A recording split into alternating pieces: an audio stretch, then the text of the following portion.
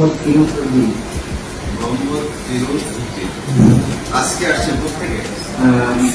Kuala Lumpur থেকে, Malaysia. Malaysia থেকে আসছেন। কোন ফ্লাইটে আসছেন? আছি বাংলা এয়ারলাইন্স, বাংলাদেশের এয়ারলাইন্স। 60 ঢাকা থেকে আসছেন। ঢাকায় কখন নামছেন? ঢাকা নামছি কালকে 9:10। কালকে রাত্রে 9:10। আর আজকে রাত্রে ওখানে থেকে আজকে সকালে আসলেন। এখন আপনার কয়টা লাগেজ ছিল? দুইটা লাগেজ ছিল। দুইটা লাগেজ। আচ্ছা, এখন আপনার বক্তব্য হচ্ছে কি লাগেজ একটাও পান না? আমি একটাও পাইনি, হ্যান্ডব্যাগ আমার সাথে ছিল। আচ্ছা, আপনাকে ঢাকায় কেউ বলেছে যে আপনার লাগেজ নাও পেতে পারে? বলছে যে কাউন্টার চালু হয়ে গেছে।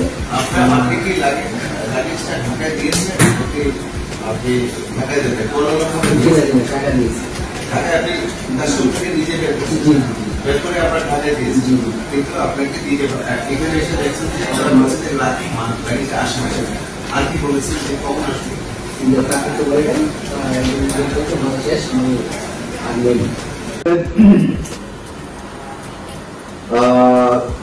সিট ব্লক থাকে কিনা, খালি থাকে ফ্লাইটের দোয়া, এটা নিয়ে বলেছেন যে না, আমরা জিএম সাহেব জানিয়েছেন যে এটা সিট ধরে রাখার কোনো সুযোগ নাই।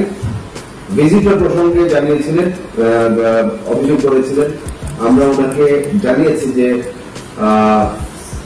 জায়গা স্বল্পতার কারণে আমরা এবং প্যাসেঞ্জারদের সার্ভিস অনেক বেশি নিশ্চিত করার প্রয়োজনে আমরা আপাতত কোনো ভিজিটর অ্যালাউ করছি না। ভবিষ্যতে সুপরিসর বিমানবন্দর ভবন কখনো হলে এটা হবে, কারণ এত বড় বড় ফ্লাইট অপারেট করছে যে আমরা যাত্রীদেরকে সেবা দেওয়ার জন্য আমাদের পর্যাপ্ত জায়গা নেই। আমরা সেবা নিশ্চিত করছি যাত্রীদের, সম্মানিত যাত্রীদের জন্য।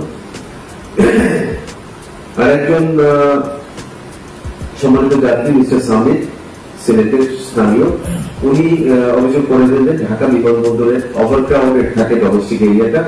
আমরা বিমানবন্দর কর্তৃপক্ষকে জানিয়ে দেব এই গণশুনানির একটা বক্তব্য হিসাবে।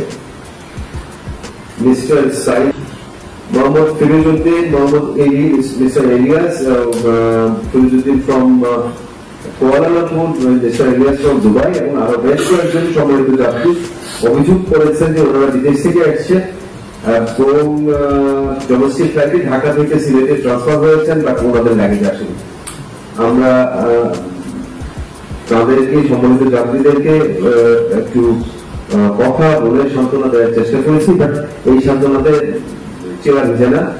আমরা চাই হয় লাগেজ আসুক, না হয় নিশ্চিত করে জানানো হোক, আর যদি লাগেজ না আসে জানানো হোক যে ওনাদের বাড়িতে পৌঁছে দেওয়া হবে বা বাড়ির শহরে পৌঁছে দেওয়া হবে নিকটবর্তী। আর যদি সম্মানিত যাত্রী নিজে আসতে হয় তাহলে দূরত্বের ভিত্তিতে ওনার খরচ দেওয়া হবে। এগুলো আসলে যাত্রীদের ভোগান্তি, এবং তাতে বিমান আপনার এয়ারলাইন্সের উপরে রাগ করবেন, এয়ারলাইন্সের অ্যাক্টের উপরে রাগ করবেন, মানে সামগ্রিক রাগটা হবে, ক্ষোভটা হবে এবং অসন্তুষ্টিটা হবে বিমানবন্দর এবং এভিয়েশন ইন্ডাস্ট্রি নিয়ে, যেটা কাঙ্ক্ষিত নয়।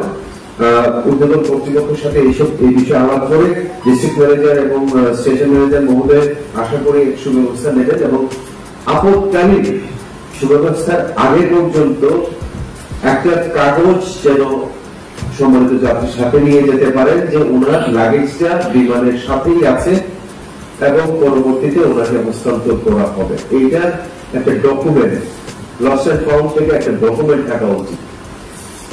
এটা না হলে তো আসলে ওনার আইনগত ভিত্তিটা শক্ত হচ্ছে না।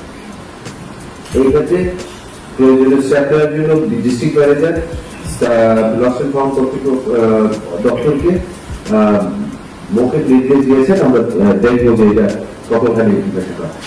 And that's all আজকে এই পর্যন্ত।